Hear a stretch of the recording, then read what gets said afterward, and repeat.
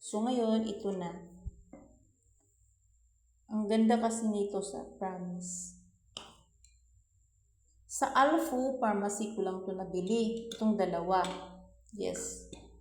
Itong dalawang aloe vera gel at saka yung Oliverine ko. Kaya lagi kong sinasabi sa inyo, ang Herboloin, pareho sila nito. May vitamin E. Mayroong aloe vera din. Ito, may vitamin E. May almond oil. Ito siya. Tapos, pwede siya sa bata.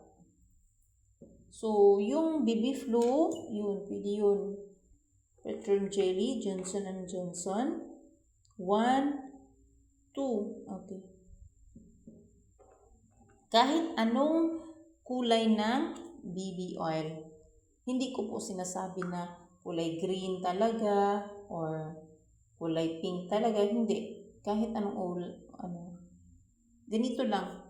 Kunti lang. Yan. I-massage nyo muna bago nyo ipahira ng Yan. Maganda kasi itong Oliverine at saka BB oil at saka aloe vera gel sa gabi. Tapos sa umaga, olive oil, Vaseline at aloe vera gel. Wala na kasi akong olive oil mga mi. Dati kasi, ito yung pang umaga ko. Ayan, itong tatlo pang umaga ko yan. Yan yung pang umaga ko. Tapos, ubos na yung olive oil ko. Ito na. Ito na yung tatlo. Ayan. Ayan, ito na yung tatlo. Lagi. Bibili pa ako ulit. Okay, ito na ha.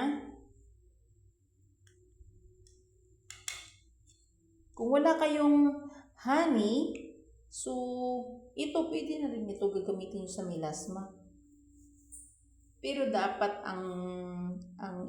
dublihan nyo kasi pagpahid ang melasma mga mi. Sabi ko sa inyo. After nitong tatlo, pahiran nyo ulit ang melasma nyo ng BB oil at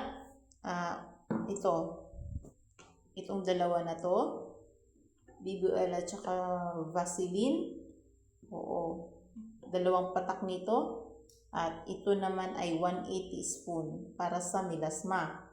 Tapos, sa umaga, ito. Sa melasma ha.